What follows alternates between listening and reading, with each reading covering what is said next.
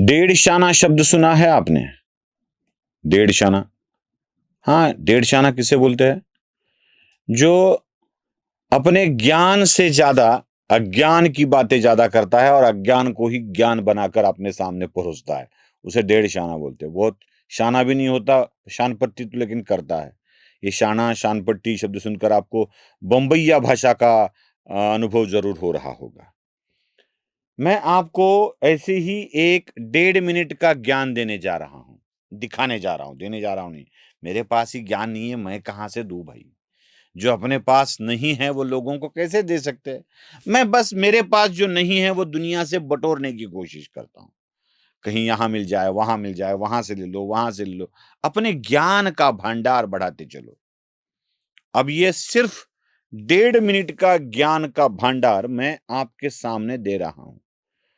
कुछ मिल जाए तो समझ लीजिएगा, हो सके तो उसमें से मंथन करके नवनीत निकले तो मुझे भी दे दीजिएगा, बताइएगा कि यह ज्ञान आपको मिला, क्योंकि आवश्यक है। हाँ, छोड़ दो, सुन लीजिए। यूक्रेन में युद्ध हो रहा है, देखा देखा।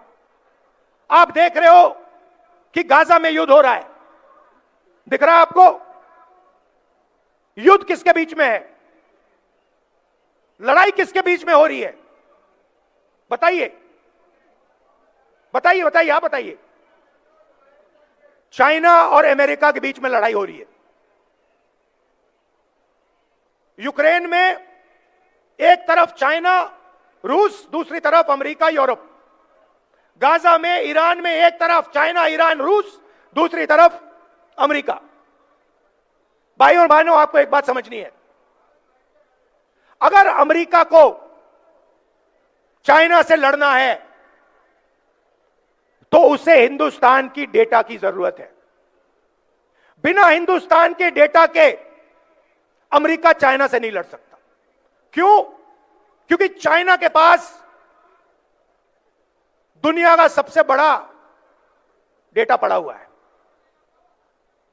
सबसे ज्यादा डेटा चाइना के पास है। दूसरे नंबर पे कौन है भाइयों और बहनों? इंडिया। और शायद पहले नंबर पे हम हैं। सुना? अब इसे क्या कहते हैं? क्या कहेंगे आप इसे? ज्ञान, अज्ञान, मूर्खता, या बहुत सारा ज्ञान? कौन ये लड़ रहा है, वो लड़ रहा है, वो लड़ रहा है? असल में लड़ाई किसके साथ चल रही है? इसकी उसके साथ चल रही है, अमेरिका की चीन के साथ चल रही है। तो भारत का डेटा चाहिए। चीन के पास बहुत डेटा है, उसके बाद भारत के पास डेटा है। भारत का डेटा दुनिया का सबसे ज्यादा डेटा है, वो नंबर 1 का डेटा है। अरे कहना क्या चाहते हो? कहना क्या चाहते हो? ये खुद नहीं समझ पा रहा है बेचारा पप्पू। 1.5 मिनट में दुनिया को ज्ञान बांटने की तैयारी करने चला है। इतने एक से एक नमूने भरे पड़े हैं ना, एक से एक नमूने। अब लोग कहते हैं कि तुम भारतीय जनता पार्टी की तरफदारी क्यों करते हो? अरे कम से कम वो ऐसी बात तो कहते हैं जो पल्ले पड़ सके, समझ में आए कि ये क्या कहना चाहते हैं। ये सवाल नहीं पूछा जाता कि आखिर कहना क्या चाहते हो। समझ में आ जाता है कि वो क्या कह रहे हैं, और समझ में आ जाता है इसलिए कन्विंस भी हो जाते हैं, चले जाते हैं। ऐसे और एक ज्ञान मैं आपको दिखाने जा रहा हूं। ये इसी के पार्टी के एक बनाए अध्यक्ष है। कोई आदमी नहीं था, गांधी गांधी गांधी करके थके हुए थे, किसी और को बनाना था। बना दो किसी को भी कहकर एक व्यक्ति को उठा लिया कर्नाटका से और मल्लिकार्जुन खड़गे को पार्टी का अध्यक्ष बना दिया। अब ये पार्टी का अध्यक्ष इंडी अलायंस का भी प्रमुख, मतलब सबसे बड़ी पार्टी तो कांग्रेस, और सबसे बड़ी पार्टी का अध्यक्ष ही इंडी का प्रमुख होता है। तो इंडी में है और एक पार्टी आम आदमी पार्टी।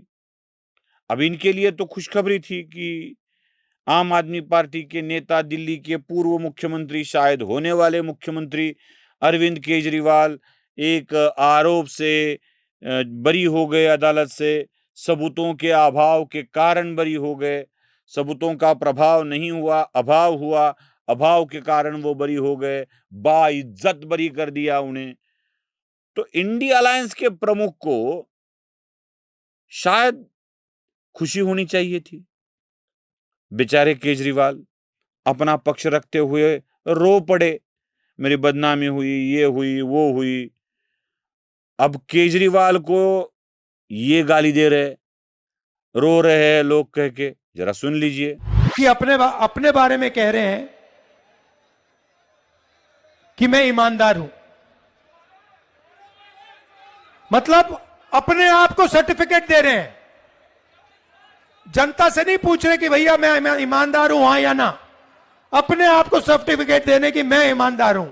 अपने आप को सर्टिफिकेट किसको देने की जरूरत होती है? जो बेईमान होता है वही अपने आप को सर्टिफिकेट देता है।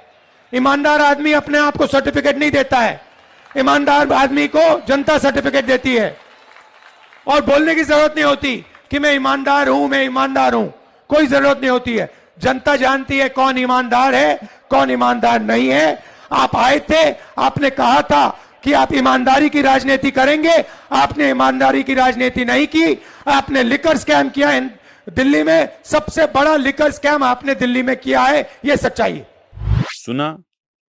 इससे भी ज्यादा हंसी तब आती है जब यही मल्लिकार्जुन खड़गे केजरीवाल को ज्ञान देते हैं, पहले जो 1.5 मिनट वाला ज्ञान जिनसे लिया उनसे कुछ सीखने का। मतलब राहुल गांधी कैसे चले वैसे आप चलो। देखो, रोता है, कोई कुछ कहता है, अरे भाई रोने धोने से काम होता है? लड़ना है। आप लोग अन्याय के खिलाफ राहुल गांधी जैसा लड़ो, कन्याकुमारी से कश्मीर तक चले वैसा चल के दिखाओ।